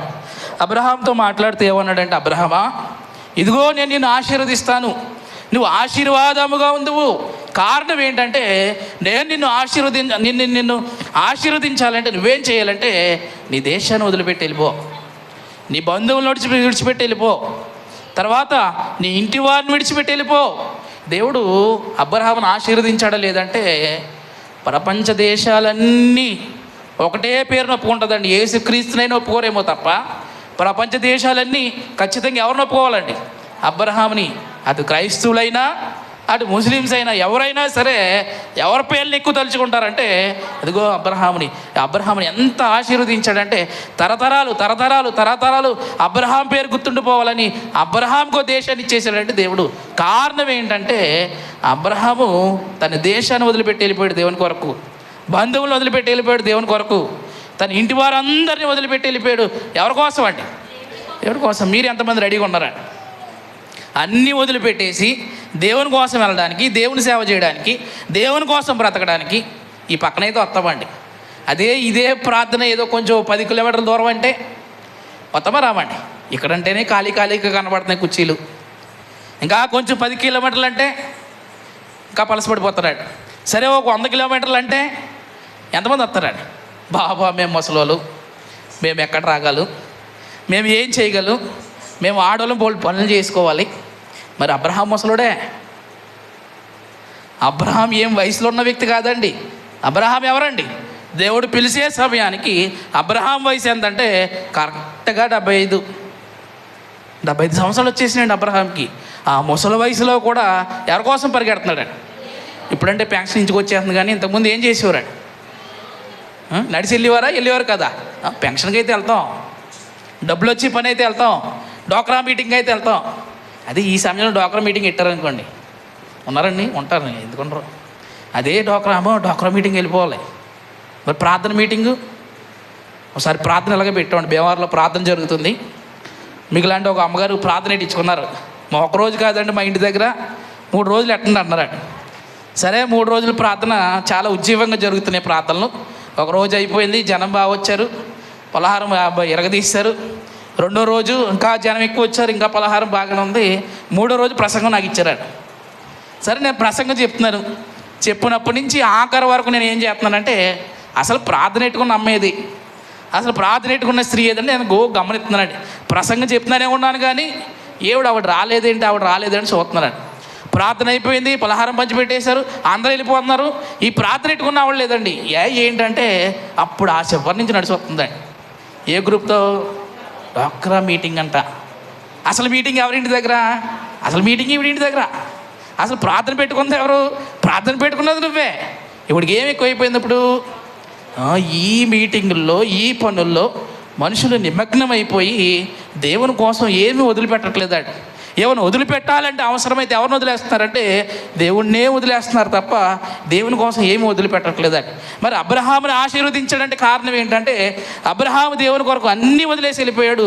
ఆఖరికి ఎంత భక్తిలోకి వెళ్ళిపోయాడంటే అవసరమైతే ఎవరిని వదిలేయడానికి సిద్ధపడ్డాడు. అవసరమైతే తన కుమారుణ్ణైనా దేవుని కోసం బలి ఇవ్వడానికి సిద్ధపడిపోయాడు. మీరు బలులు ఇవ్వక్కర్లేదండి దేవునికి మీ బిడ్డలను బలులు ఇవ్వక్కర్లేదు, కానీ దేవుని పని చేయడానికి, దేవుని సేవ చేయడానికి, దేవుని సేవ చేసేవారిని ప్రోత్సహించడానికి, కొద్దో గొప్ప దేవుని పని చేయడానికి మీ బిడ్డలను ఉపయోగించండి. మీ పిల్లలను దేవుని సేవకు ఉపయోగించండి. మీ బిడ్డల భవిష్యత్తు ఎంత బాగుంటుందో మీరు ఆలోచించేయండి. అబ్రహాము కానీ లేకపోతే తరతరాలు ఇస్సాకు, యాకోబు, ఆ వంశంలో ఉన్న వారందరినీ దేవుడు ఆశీర్వదిస్తూనే వచ్చాడు. ఎందుకు? కారణం ఏంటంటే వారు దేవుని కోసం ఏమి చేయడానికైనా సిద్ధంగా ఉన్నారు. మరో వ్యక్తిని ఆలోచన చేద్దాం. యోబు గ్రంథము 42వ అధ్యాయము. యోబు గ్రంథము 42వ అధ్యాయము 12వ వచనం చదువుకుందాం. యెహోవా యోబును మొదట ఆశీర్వదించిన దానికంటే మరి అధికముగా ఆశీర్వదించెను. అతనికి 14,000 గొర్రెలను, 6,000 ఒంటెలను, 1,000 జతల ఎడ్లను, 1,000 ఆడిగాడుదలను కలిగెను. ఇక్కడ యోబుని చూస్తే ఆశీర్వదించాడు అన్న మాట అనలేదండి. ఒక మంచి మాట ఉపయోగించాడు. ఏంటంటే మరి అధికముగా. మొదట ఆశీర్వదించిన దానికంటే మరి అధికముగా ఆశీర్వదించాడు. కారణం ఏంటంటే యోబు ఎన్నో శ్రమలు అనుభవించాడండి, ఎన్నో బాధలు అనుభవించాడండి. ఎవరి కోసం అండి? దేవుని కోసం ఎన్నో శ్రమలు అనిపించాడు, ఎన్నో బాధలు అనిపించాడు. నలిగిపోయాడండి యోబు. యోబుకు పడిన శ్రమలు, యోబుకు జరిగినంత నష్టం నిజంగా మనకి ఎవరికి జరగలేదు. కానీ మనకి ఎక్కువ నష్టం జరిగిందా, యోబుకి ఎక్కువ నష్టం జరిగిందా అని ఒకసారి మనసు పెట్టి ఆలోచన చేస్తే ఎవరికి ఎక్కువ నష్టం జరిగిందండి? ఒకరోజే 10 మంది బిడ్డలు చనిపోయారు. ఒకరోజే గొర్రెలు పోయినాయి, ఆస్తి పోయింది, ఇల్లు పోయింది, భార్య చేత చేదరించబడే స్థితిలోకి వచ్చేసాడు. శరీరం అంతా గాయాలతో నిండిపోయి ఎందుకు పని చేయని బూడిదలో కూర్చుని బాధపడుతూ ఉన్నాడు యోబు. అలాంటి స్థితిలో కూడా యోబు ఎవరు విడిచిపెట్టలేదండి. ఈ శ్రమలన్నీ ఎవరి కోసం భరించాడండి? దేవుని కోసం, దేవుని కోసం, దేవుని కోసం. నా దేవుడు ఉంటే చాలు అని ఇన్ని శ్రమలు అనుభవించిన తర్వాత దేవుని గురించి శ్రమలు అనుభవించడం ఒక మేలండి, దేవుని గురించి బాధలు అనుభవించడం ఒక మేలండి. మాకు పక్కన ఒక పల్లెటూరు ఉంటుంది. ఆ పల్లెటూరులో ఓ భక్తి గల స్త్రీ ఒక ఆవిడ ఉంటుందండి. భార్య ఏమో ప్రార్థనకి వెళ్తుంది, భర్త అసలు ప్రార్థనకి వెళ్ళనివ్వడండి. రోజు గొడవ వీళ్ళకి ప్రార్థనకి వెళ్ళొద్దని. ఓ రోజు తిట్టాడు, ఓ రోజు కొట్టాడు, ఓ రోజు తలపట్టుకుని ఈడ్చేశాడు. చాలా జరిగినాయి. ఆవిడ మాత్రం ఏం చేయట్లేదంటే ప్రార్థన మానట్లేదండి. మళ్ళీ ఎవరికైనా చిన్న తలపోటు వస్తే ఏం చేస్తామండి? అయిపోయింది తుస్సి రోజు ప్రార్థన. ఏమో ప్రార్థనకు రాలేదంటే ఏంటి చెప్పే సమాధానం ఏంటంటే, అయ్యగారు మళ్ళీ మాకు మళ్ళీ సవాలు మళ్ళీ మాకు, అయ్యగారు నాకు తలపోటు నా కోసం ప్రార్థన చేయండి. ఏం ప్రార్థన చేయాలి చెప్పండి? నాయనా ప్రభువా, ఈవిడ నిన్న ప్రార్థన ఎగ్గొట్టేసింది, అయినా సరే నువ్వేం చేయాలి? ఎంత దుర్మార్గమైన ప్రార్థన! అలాగే చేస్తాడు. మరి ఏం చేస్తాం? తప్పదు కదా మరి. ప్రభువా నాయన ఎగ్గొట్టేసింది, కానీ నువ్వు మాత్రం ఎట్టి పరిస్థితులు ఈవిడికి అర్జెంటుగా ఈ క్షణమే ఏం చేసేయాలి? తలపోటు తగ్గించేయాలి. అంటే దేవుని కోసం శ్రమలు అనుభవించి అంత ఓపిక మనలో ఉందంటే అస్సలు లేదండి. ఆవిడ భర్త కొడుతున్నాడు. రోజు ఏం చేశాడంటే ఎట్టకేలకి నువ్వు ఇంట్లో ఉండడానికి వీల్లేదు అని గెంటేశాడండి బయటికి. రాత్రి నైట్ టైంలో ఎక్కడికి వెళ్తుంది ఒక్క స్త్రీ? బయటికి వెళ్ళేసరికి వర్షం కారుతూనే ఉందండి. బయటికి వెళ్తాక మార్గం లేదు. పోనీ ఈ మూర్ఖుడు ఏమైనా తలుపు తీస్తాడంటే ఈ మూర్ఖుడు తలుపు తీయలేదండి. ఏం చేసిందంటే ఒక అరుగు ఉన్నదండి, ఇలాంటి ఒక అరుగు. రాత్రి అంతా అరుగు మీద పడుకుందండి. ఇది నిజంగా జరిగిన యథార్థమైన సంఘటన అండి. మీరు రండి, లేకపోతే నా కూడా వస్తే ఆవిడ మాటలోనే ఇందురు కానీ మీరు. ఆవిడ రాత్రి అంతా ఒక్కతే ఎలా పడుకుందో ఒకసారి ఇందురు కానీ ఆ మాటలో ఎవరి కోసం పడుకుందండి? అంత వర్షంలో ఎందుకు పడుకుందండి? ఏం కలిసి వస్తుందని పడుకుందండి ఒక్కతే. అటు భర్త కాకుండా, ఇటు బంధువులు కాకుండా, ఎవరు లేకుండా ఆ చీకట్లో ఎందుకు పడుకుందంటే కేవలం దేవుని కోసమేనాడు. సరే మూర్ఖుడు పొద్దున్న లేచి చూసేసరికి మొత్తం తడిసిపోయి ఉందండి ఆవిడ. దుప్పటి లేదు, తలదిండి లేదు. మనకి చిన్న తలదిండి లేకపోతే గోలెత్తేస్తారండి పిల్లలు. ఏమీ లేదు పడుకుని ఉంది. పొద్దున్న చూసేసరికి అలా తడిసిపోయి ముద్దయిపోయి ఉందండి. ఈ మూర్ఖుడు కరిగిపోయాడండి. ఏంటి దేవుడు భక్తి అంటే ఇలా ఉంటుందా? దేవుడి పట్ల ఇంత భక్తి చూపిస్తుందా నా భార్య? ఇలాంటి భక్తి గల స్త్రీనా నేను ఇంతకాలం వేధించానని ఈ మూర్ఖుడు మారడం మాత్రమే కాదు, ఇప్పుడు సంఘంలో ఒక మంచి ఒక సేవ చేసే వ్యక్తిగా, లేకపోతే సేవకుడికి సహకారిగా ఒక మంచి సువార్త పరిచయం చేస్తున్నాడండి. వారి కుటుంబం అంతా వాళ్ళు తంపడకాయలు అమ్ముతారండి. 3 స్టేర్ల బిల్డింగ్ కట్టారండి. అంటే దేవుళ్ళలో ఉంటే, దేవుడి కోసం శ్రమలు అనుభవిస్తే దేవుడు నేను వదిలిపెడతారా? మరి అధికంగా ఆశీర్వదిస్తాడండి. దేవుడు మామూలుగా ఆశీర్వదించలేదండి యోబుని. కారణం ఏంటంటే ఎన్నో శ్రమలు అనుభవించాడు దేవుని కొరకు. అలాంటి శ్రమలు మనకి ఏం లేకపోయినా మనం ప్రార్థనకు రావడానికి ఆసక్తి చూపిస్తున్నామంటే చాలా తక్కువ మంది దేవుడి పట్ల ఆసక్తి కలిగి బ్రతికేవారు చాలామంది అండి. ఇప్పుడు మనుషుల ఆసక్తి దేని మీద ఉందంటే, దేని మీద ఆసక్తి చూపిస్తారంటే, స్త్రీలైతే దేని మీద ఆసక్తి? వాస్తవంగా చెప్పుకుంటే స్త్రీల ఆసక్తి దేని మీద ఉంటుందండి? చీరల మీద ఎక్కువ ఉంటుందండి. మా ఇంట్లో 3 ఉంటాం మగవాళ్ళు. మా ఎన్నో షెల్ఫ్లు ఉంటాయి. మా అమ్మ ఒక్క చీరలే మొత్తం 10 షెల్ఫ్లు. మీ ఇంట్లో కూడా అలాగే ఉంటాయిలేండి, వాస్తవం అది. ఎవరైనా ఒప్పుకోవాల్సిందే. ఏంటి అంటే మరి ఆసక్తి దాని మీద, స్త్రీల మీద. పురుషుల ఆసక్తి దేని మీద ఉంటుందంటే, ఒకవేళ తాగేవాడు అనుకోండి, ఇల్లంతా సీసాకాయలతో నింపేస్తాడండి. ఒక ఇంటికి వెళ్ళినప్పుడు అయ్యే కనబడతాయండి మాకు. అప్పుడు అర్థమైపోద్ది వీడు ఎంత భక్తిపరుడో, వీడికి ఎంత ఎంత దేవుడి భక్తో ఏం చూస్తే అర్థమైపోద్దండి. గుమ్మాలో సీసాలు చూసి అర్థమైపోద్దండి. ఒకసారి వెనకొచ్చేస్తామండి ఆ సీసాకాయలు చూసి.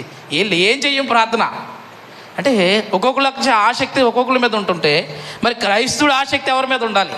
లోకం అంతా వారి ఆసక్తిని చూపిస్తుంటే క్రైస్తవుల ఆసక్తి ఎవరి మీద ఉండాలంటే దేవుడి మీద నీ ఆసక్తిని కనపరచు. దేవుడు నిన్ను ఆశీర్వదిస్తూనే ఉంటాడట. దేవుడు చాలామందిని ఆశీర్వదించాడని చెప్పుకుంటున్నాం. ఓ ప్రశ్న, అసలు ఆశీర్వాదం అంటే ఏంటి? ఇప్పుడు మనుషులందరికీ ఏం కావాలండి? పలానా చోటకి వెళ్తే దేవుడు మమ్మల్ని ఆశీర్వదించేశాడు, పలానా కొండ ఎక్కితే మాకు మంచి జరిగిపోయింది. దయచేసి కొండలో గుట్టలు ఎక్కకండి. నాకు తెలిసినంతవరకు మీలో ఎవరు ఎల్లుండరు అనుకుంటున్నానండి. క్రైస్తవులు కూడా కొండలో గుట్టలు ఎక్కే వాళ్ళు ఉన్నారండి. పోయిన వారం జరిగిన ఒక యథార్థమైన సంఘటన చెప్తానండి. అంతకుముందు వారం కొండెక్కేసి వచ్చేసారండి. భార్య, భర్త, బిడ్డ కొండెక్కేసి నున్నగా గుండుగించుని వచ్చేసారండి. గతకు ముందు వారం మనోలే, క్రైస్తవులే, లోకం గురించి మనకు అనవసరం. వచ్చేసారు. మేము అక్కడికి వెళ్ళాం, మొక్కు తీర్చేసుకున్నాం, ఇలాగన్నారు. పోయిన వారంలో ఏం జరిగిందంటే వాళ్ళ కొడుకు చనిపోయాడండి. ముగ్గురు వెళ్ళారండి. ఎవరు చనిపోయారంటే చాలా సాక్ష్యం కూడా ఉందండి. వాళ్ళ కొడుకు చనిపోయాడు. మరి కొండకెళ్తే మంచి జరగాలి కదా, కొండకెళ్తే మేలు జరగాలి కదా, గుణదల కొండ ఎక్కితే దేవుడు ఆశీర్వదించాలి కదా. ఇక్కడ వాళ్ళకి ఇక్కడ కొండ సరిపోతలేదని అక్కడికి వెళ్తున్నారండి.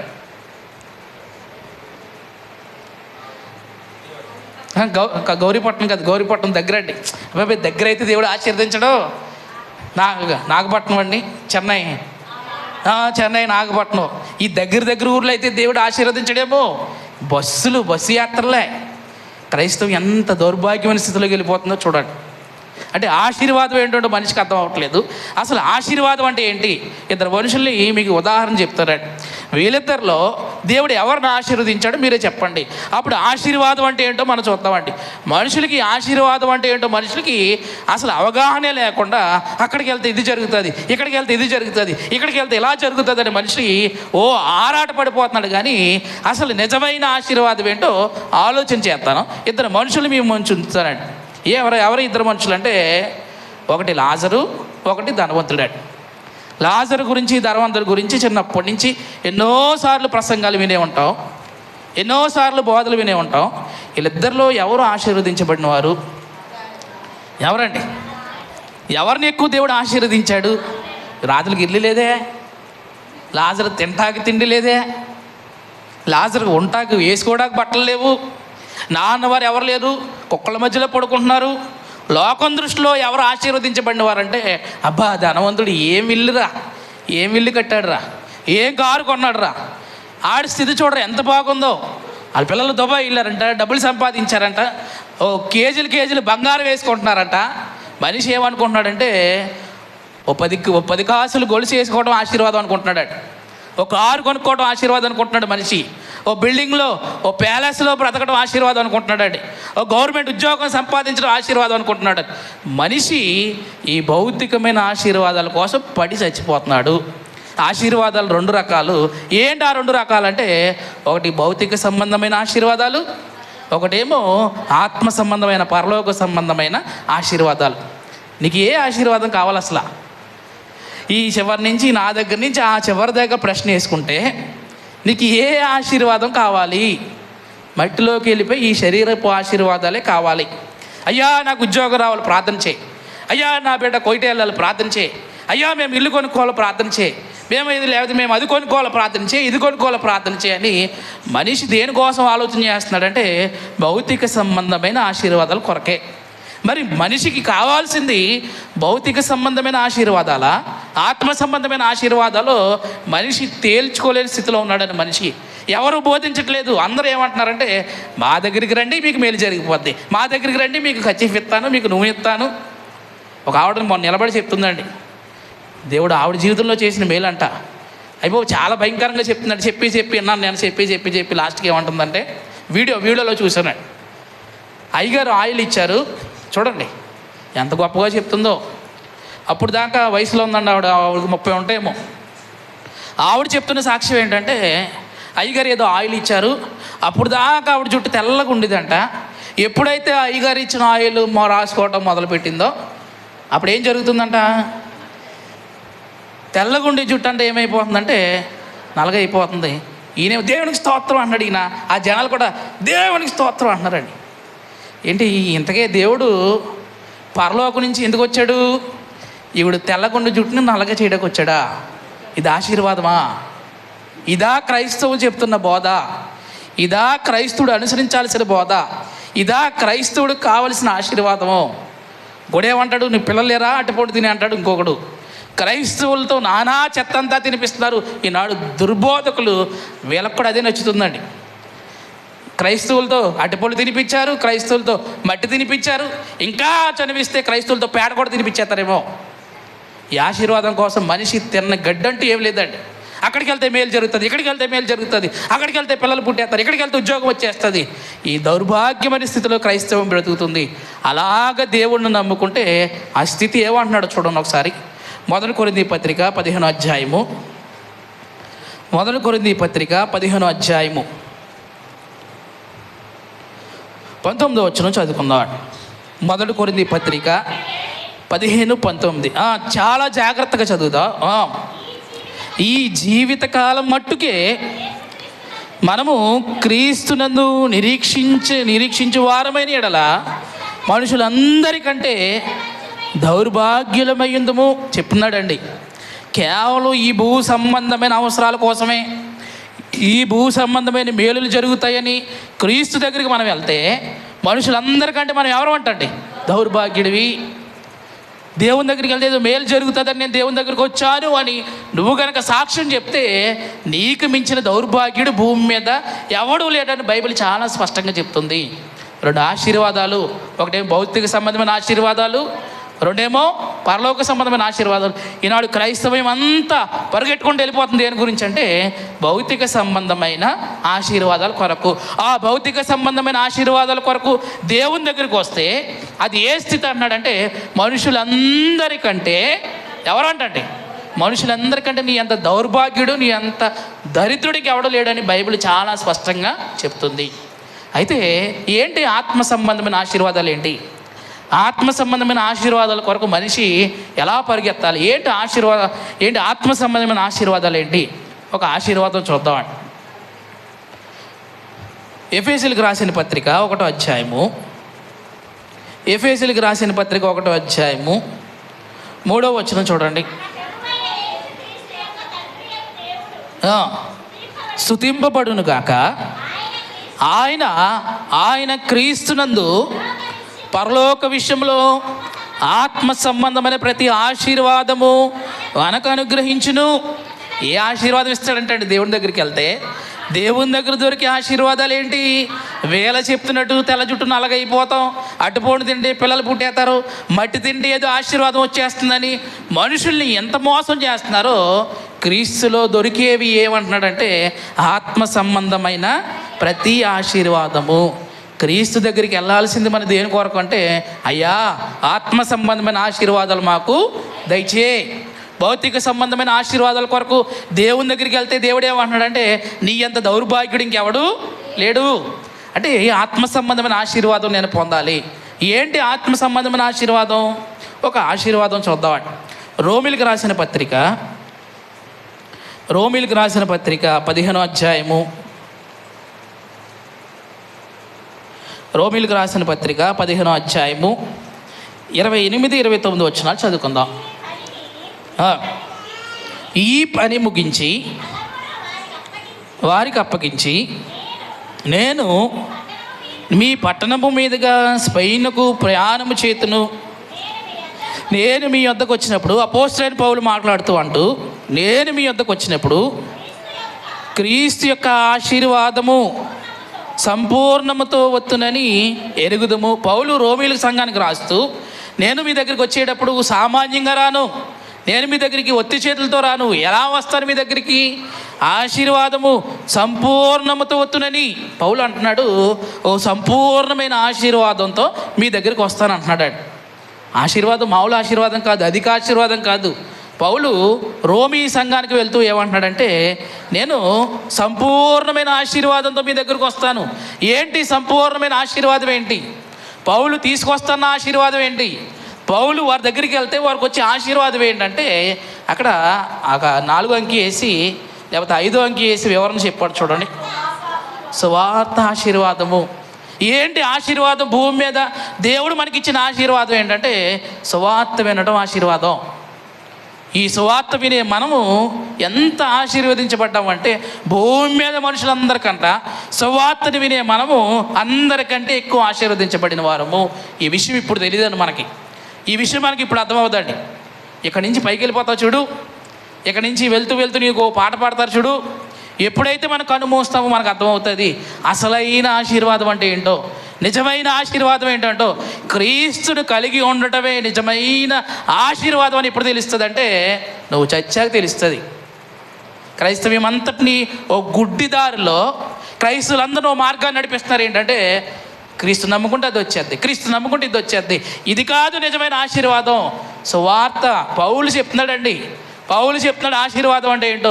ఏంటంటే ఆశీర్వాదం సువార్త. సువార్త సంపూర్ణమైన ఆశీర్వాదం. సువార్త మన ప్రాంతంకి వచ్చిందంటే మన ప్రాంతం ఎంత ఆశీర్వదించబడిన ప్రాంతమో. సువార్త మీ ఇంటికి వచ్చిందంటే నువ్వు ఎంత ఆశీర్వదించబడ్డావో. దేవుడు నేను ఎంతో ప్రేమిస్తే తప్ప నీ దాకా సువార్త రాదు. మనుషులకి ఇది అర్థం అవ్వట్లేదండి. మనుషులకి ఏమనుకుంటున్నారంటే, నేను దారిలో నడిచి వెళ్ళినప్పుడు పైనుంచి 10 వారాల నగలు, 10 వారాలేనండి, 7 వారాలండి, పొల్ల 7కి వచ్చారంట. 7 వారాల నగలు పడిపోలే. అమ్మ, పైనుంచి దేవుడు నన్ను ఎంత ఆశీర్వదించాడరా, ₹1 కోటి లాటరీ తగిలేయాలి అనుకోకుండా. అమ్మ, దేవుడు నన్ను ఎంత ఆశీర్వదించాడా. ఇది శరీరానుసారులు, భూమి మీద శరీరం మీద మక్కువ కలిగేవాడు ఆలోచించే ఆలోచనలు.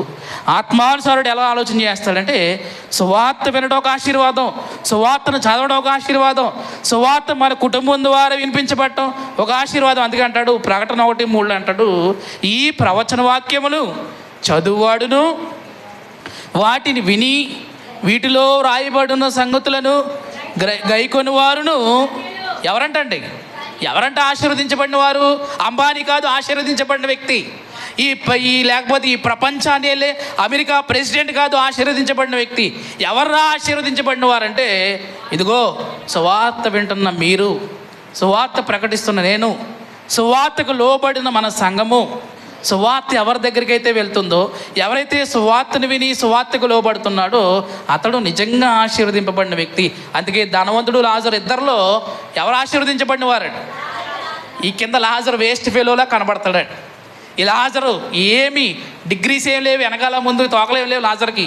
తినడానికి తిండి లేదు, చింపిరి గుడ్డలతో బట్టలు కూడా లేకుండా బ్రతికాడండి. లోకం అంతా ఏమనుకుంటుందంటే, ఏముందిలే లాజర్ దగ్గర. లాజర్ దగ్గర ఏముందంటే క్రీస్తుని కలిగి ఉన్నాడు లాజరు. చనిపోయాక సీన్ రివర్స్ అయిపోయిందండి. చనిపోయాక పరిస్థితులు మారిపోయినాయండి. చనిపోయాక పరిస్థితులు తారుమారైపోయింది. అప్పుడు ధనవంతుడికి అర్థమైంది నిజంగా ఆశీర్వదించబడింది లాజరు, నేను ఆశీర్వదించబడలేదని. అప్పుడు పైకి వెళ్ళాక ఏం చేస్తున్నాడండి? పైకి వెళ్ళాక ఏడుతున్నాడండి. మనం కనుక క్రీస్తుని కలిగి ఉండకపోతే పైకి వెళ్ళాక మనం ఏడుస్తామండి. సువార్తను వ్యతిరేకించి సువార్తకు దూరంగా బ్రతికితే, సువార్త అనే ఆశీర్వాదాన్ని మనం పోగొట్టుకుంటే రేపొద్దున పైకి వెళ్ళాక మన పరిస్థితి ఏంటండి? సువార్త వినగలుగుతున్నామంటే ఒక ఆశీర్వాదం అండి అది. ఎందుకంటే కొంతమందికి కొంచెం వయసు వచ్చిన తర్వాత ఈ మధ్యన ఎక్కువైపోయాయండి. దయచేసి వాటికి దూరంగా ఉండండి. ఏంటంటే అవి ఇయర్ బడ్స్కి పాటలు ఇన్ని అయ్యా అంటారు కదండి. ఇదో స్టైల్ అయిపోయింది, ఇదో ఫ్యాషన్ అయిపోయిందండి. ప్రార్థనలో కూడా మెల్ల వేసుకొచ్చేస్తున్నారండి మంగళసూత్రంలాగా. ఇదే దరిద్రమో. ఇక్కడ పాట పాడుతూ ఉంటాడు, మెల్ల మంగళసూత్రంలాగా ఏమనుకోవాలో అర్థం అవుతలేదండి. వీడు పాట పాడుతూ ఉంటాడు, మెల్ల బండి మీద వెళ్తూ ఉంటాడు, ఈ మెల్ల కనబడుతూనే ఉంటాయి. అవి చాలా ప్రమాదం అండి, చోడొచ్చే ప్రమాదం అండి. మా సొంత బామద్దికి చోడొచ్చేసిందండి. ఏమైనా మాట్లాడితే, ఏమైనా చెప్తే ఏంటి, వయసులో ఉన్నాడండి, ఇంకా పెళ్ళి అవ్వలేదు, ఏమవ్వలేదండి, వయసులో ఉన్నాడు. ఆ పెట్టుకుని ఈయన రాత్రంతా అలా పెట్టుకుని ఎట్టినాడంట. ఇది దరిద్రం జబ్బు వచ్చేసిందండి. సెల్ ఫోన్ వచ్చిన తర్వాత మరీ ఇది భోగం అనుకుంటున్నారు, ఇది స్టైల్ అనుకుంటున్నారండి. అవసరం వేరు, భోగం వేరండి. ఓ మూర పువ్వులు ఎట్టుకోవడం ఏంటండి? ఓ మూర పువ్వులు ఎట్టుకోవడం అవసరం అండి. 10 మూరల పువ్వులు ఎట్టుకోవడం భోగం అండి. అది మామూలుగా రింగులు ఎట్టుకోవడం, చోళీలు ఎట్టుకోవడం అవసరమేనండి. తట్టబొట్టలు ఎట్టేసుకుంటున్నారండి ఇప్పుడు. తట్టల బొట్టలు ఎట్టుకోవడం భోగం, అది అవసరం ఏంటో భోగం ఏంటో తెలుసుకోలేని పరిస్థితులు నాటు క్రైస్తవులు బ్రతుకుతున్నారు. అవసరం వేరు, అవసరానికి మించింది చేస్తే దాన్ని ఏమంటాడంటే బైబిల్ భోగం. భోగం అంటే ఈ భోగాలు ఎక్కువైపోయి ఏమొచ్చేసిందంటే చెవుడొచ్చేసిందండి. సువార్త మంచి ప్రసంగం చెప్తే వినగలడా, ఒక మంచి పాట పాడితే వినగలడా? ఈనాడు నువ్వు నేను సువార్తను వింటున్నాము అంటే నువ్వు దేవుని చేత ఆశీర్వదించబడిన స్త్రీవి, దేవుని చేత ఆశీర్వదించబడ్డావు కాబట్టే మీరు అక్కడ కూర్చున్నారు, మనం ఇక్కడ కూర్చున్నాము. సువార్త ఇది ఆశీర్వాదం అండి. భౌతికమైన ఆశీర్వాదమా, ఆత్మ సంబంధమైన ఆశీర్వాదం అండి? మీకు ఏం కావాలి? మీకు ఏ ఆశీర్వాదం కావాలి? ఆత్మ సంబంధమైన ఆశీర్వాదం కావాలనుకున్నప్పుడు సువార్తను ఎప్పుడు నిర్లక్ష్యం చేయొద్దండి. లూదియాకి బైబిల్ పెట్టిన ఒక మంచి పేరు ఏంటంటే దైవభక్తి గల స్త్రీ. ఇంకెవరికి ఉండదండి ఆ పేరు, మీరు చూసుకోండి. లూదియాకి బైబిల్ ఇచ్చిన పేరు ఏంటంటే దైవభక్తి గల స్త్రీ. ఈ స్త్రీ ఏం చేస్తుంది? వ్యాపారం చేసుకునే ఈ స్త్రీ వ్యాపారం నాకు అవసరం లేదు, వ్యాపారం పక్కన పెట్టి దేనికోసం వచ్చిందంటే సువార్తను వినడానికి వచ్చిందండి. అందుకే ఆ స్త్రీకి ఇచ్చిన పేరు ఏంటంటే దైవభక్తి గల స్త్రీ. అంటే సువార్త వినడానికి ఆసక్తిని చూపించు. సువార్త వినడం ఒక ఆశీర్వాదం, సువార్తను చదవడం ఒక ఆశీర్వాదం, సువార్తను ప్రకటించడం అది ఇంకా గొప్ప ఆశీర్వాదం. నేను ఎప్పుడు అనుకుంటానండి, దేవుడు మమ్మల్ని ఎంత ఆశీర్వదించాడు. ఎప్పుడో మూల కూర్చునేవాళ్ళని మేము, ఎవరైనా చెప్తే ఆ మూల కూర్చుని వినేవాళ్ళు అండి, చదివేవాళ్ళు అండి, తుడిసేవాళ్ళు అండి. మీటింగ్ అంతా అయిపోయాక వెనకాల బాత్రూమ్లు కడిగేవాళ్ళని, డేక్షాలు కడిగేవాళ్ళు అండి. మీరు ఎంతమంది చేస్తున్నారండి ఆ పనులు? పాపం మీరు అందరూ అదే పని మీద ఉన్నట్టారు పాపం. పొద్దున్నుంచి కుర్చీలు మీరే వేసినట్టున్నారు పాపం, అన్నీ మీరే చేసినట్టున్నారు పాపం. నా క్యారెక్టర్ నేను ఏం చేసేవాళ్ళంటే మా అన్నయ్య మేము ఏం చేసేవాళ్ళం అంతా అయిపోయిన తర్వాత తుడిసేవాళ్ళు, తడిబట్టి ఎట్టేవాళ్ళు, డేక్షాలు ఆడవాళ్ళు కడిగినట్టు డేక్షాలు కడిగేసేవాళ్ళు. ఇంకా మీటింగ్లు అన్నీ అయిపోయాక లాస్ట్లో ఏం చేయాలంటే బాత్రూమ్లు కడగాలండి, అవి కూడా మేమే కడిగేవాళ్ళం. మేము అనుకునేవాళ్ళం దేవుడు మమ్మల్ని ఆశీర్వదించాడు కాబట్టి ఈనాడు ఆ స్థితి నుంచి ఈ స్థితికి తీసుకొచ్చాడు. అప్పుడే తోకడాటి ఇచ్చామనుకోండి, మేమేంటి అడ్డులు కడుగుతామేంటి, మేము సూర్యవంశం, మేము రాజ్యవంశం, మేమేంటి తుడుతామేంటి అనుకున్నాం అనుకోండి. ఇప్పుడు ఏ స్థితిలో ఉంటామంటే అక్కడే కూర్చొని ఉంటాం. అంటే దేవుడు ఆశీర్వదిస్తేనే ఓ మనిషి భూమి మీద బ్రతకగలడు. సువార్త వింటున్నావు అంటే అది దేవుని ఆశీర్వాదం. నిజమైన ఆశీర్వాదం ఏంటంటే క్రీస్తుని కలిగి ఉండటమే నిజమైన ఆశీర్వాదం. మరో ఆశీర్వాదం చూద్దామండి. అపోస్తుల కార్యములు 4వ అధ్యాయము, క్షమించండి 3వ అధ్యాయము. అపోస్తుల కార్యములు 3వ అధ్యాయము 26వ వచనం చదువుకుందాం. దేవుడు తన సేవకును పుట్టించి మీలో ప్రతి వాని దుష్టత్వం నుండి మళ్లించుట వలన మిమ్మల్ని ఆశీర్వదించుటకు ఆయన మొదట మీ వద్దకు పంపినని చెప్పాను. క్రీస్తులో మరో ఆశీర్వాదం చెప్తున్నాడండి. క్రీస్తులో ఉండే మరో ఆత్మ సంబంధమైన ఆశీర్వాదం ఏంటంటే దుష్టత్వం నుండి మళ్లించబడటం. ఈ సువార్త వినడం ద్వారా పాపానికి దూరంగా బ్రతుకుతున్నాం, పాపం చేయకుండా బ్రతుకుతున్నాం. అది గొప్ప ఆశీర్వాదం. సినిమా చూడటం ఆశీర్వాదం కాదు, సినిమా మారేసి క్రీస్తు కోసం బ్రతకడం అది నిజమైన ఆశీర్వాదం. సీరియల్లో నీ జీవితం గడపడం ఆశీర్వాదం కాదు. ఇదిగో సీరియల్ విడిచిపెట్టి క్రీస్తులో బ్రతకడం నిజమైన ఆశీర్వాదం. క్రీస్తు నేర్పించి చూపించాడు అసలైన ఆశీర్వాదం ఏంటో. లాజర్ని ధనవంతుని అందుకే మనం ముందుంచాడు. మరి అబ్బాయి భూమి మీద ఉన్నప్పుడు కనుగో, భూమి మీద ఉన్నప్పుడు తెలుసుకో ఏది నిజమైన ఆశీర్వాదమో.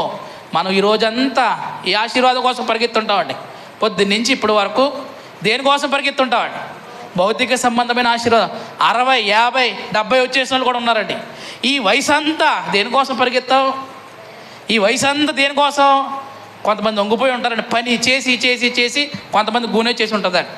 కొంతమంది పని చేసి చేసి మోకాళ్ళు అరిగిపోయి ఉంటారండి.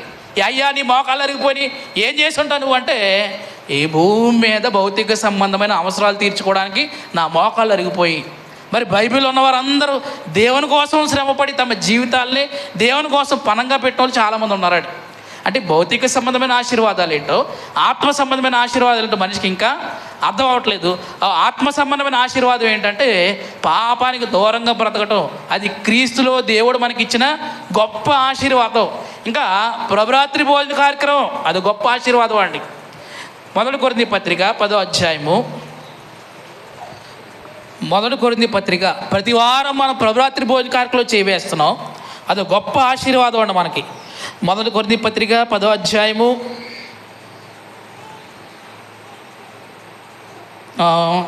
16వ వచనం అండి.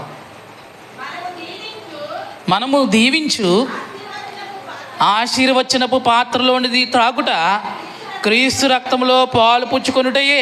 ఏ పాత్రలో అంటండి మనం చేయవేసేది ఏంటంటే అండి, క్రైస్తవులకి దేవుడిచ్చిన మరో ఆశీర్వాదం ఏంటండి, క్రీస్తు శరీరంలో మనం చేయవేయటం, క్రీస్తు రక్తాన్ని మనం త్రాగటం, క్రీస్తు ప్రభురాత్రి భోజన కార్యక్రమంలో క్రీస్తుని జ్ఞాపకం చేసుకోవటం, ఆ ప్రభు బల్ల కార్యక్రమంలో మనం చేయవేయటం, అది గొప్ప ఆశీర్వాదం. చాలామంది మానేస్తారండి. ఇప్పుడు వరకు బాప్తీసం తీసుకున్నది ఇప్పుడు వరకు ఒక్క ఆదివారం కూడా నేను ఆరాధన మానలేదు, ఒక్క ఆదివారం కూడా నేను ప్రభురాత్రి భోజన కార్యక్రమంలో చేయి వేయకుండా లేను అని వాళ్ళు ఎవరైనా చేయొత్తాను. 1 2 3 4 5 6 అంటే అది ఆశీర్వాదం అనుకున్నాడు, వదిలిపెట్టాడు. అక్కడ ₹1,00,000 కట్టాడిపోయింది అనుకోండి, ఎంతమంది వదిలేసి వెళ్ళిపోతారా? తర్వాత సంగతి తర్వాత ఏది జరుగుతుందో తర్వాత. ముందు ఏం చేయాలి, మన చెయ్యి దాని మీద పడాలి. ₹1,00,000 ఆశీర్వాదం అనుకుంటున్నాం తప్ప క్రీస్తు శరీరంలో పాలు పొందడం ఆశీర్వాదం, క్రీస్తు రక్తంలో చేయడం ఆశీర్వాదం. ఎందుకు ఇందులో పాలు పొందితే వచ్చే ఆశీర్వాదం ఏంటంటే, రేపు చచ్చాక నువ్వు క్రీస్తు శరీరంలో చెయ్యి వేస్తేనే నీకు పరలోకంలో స్థానం ఉంటుందని. ప్రభురాత్రి భోజన కార్యక్రమం చాలా ముడిపడి ఉన్నది. ప్రభురాత్రి భోజన కార్యక్రమంలో చెయ్యి వేయకుండా నా ఇష్టానుసారంగా నేను బ్రతికితే రేపొద్దున దాన్ని బట్టి ఏం కోల్పోయే అవకాశం ఉందండి, పరలోకం కోల్పోయే అవకాశం ఉంది. క్రీస్తులో చాలా ఆశీర్వాదాలు ఉన్నాయి. పరిశుద్ధాత్మ దేవుడిచ్చిన మనకు ఆశీర్వాదం. రేపు చనిపోయిన తర్వాత పరలోకం వెళ్ళడం దేవుడిచ్చే ఆశీర్వాదం. దేవుడిచ్చే ఆశీర్వాదాలు చాలా ఉన్నాయి. అవి ఆత్మ సంబంధమైన ఆశీర్వాదాలు. దయచేసి దేనికోసం పరిగెత్తొద్దండి. భౌతిక సంబంధమైన ఆశీర్వాదాల కోసం పరిగెడితే నీకంట దౌర్భాగ్యులు లేడని ఎవరు చెప్తున్నారు? బైబిలే చాలా స్పష్టంగా చెప్తుంది. ఏ ఆశీర్వాదాల కోసం పరిగెత్తుందంటే ఆత్మ సంబంధమైన ఆశీర్వాదాల కోసం పరిగెత్తండి. ఈ శరీరం కొంతకాలం ఉంటుంది, కొంతకాలానికి ఏమవుతుందండి, మట్టిలో అయిపోద్ది, పురుగులు వచ్చేస్తాయి, ఆఖరికి ఏం మిగులుతాయి, అస్థి పంజరం ఒకటి మిగులుతుందేమో, కొంతకాలానికి అది కూడా మిగలదు. ఈ మట్టిలోకి వెళ్ళిపోయే శరీరం కోసం ఆశీర్వాదాల కోసం పరిగెత్తొద్దు. జుట్టు కలిసి తెల్లగా వచ్చేసింది అనుకోండి, హెన్నా ఉంటుందండి. ఎంత అండి, ₹20 ₹30 ఏదో అది వేసి కూడా సరిపోద్ది.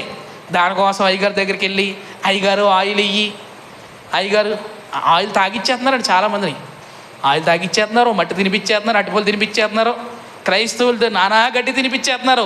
వాక్యం ఒకటి చెప్తలేదండి, వాక్యంలో ఉన్న ఆశీర్వాదం ఒకటి చెప్తలేదండి, అన్నీ తినిపించేస్తున్నారు. ఇంకా చెప్పని చూడండి, ఆఖరికి ఏం కూడా తినిపించేస్తారు,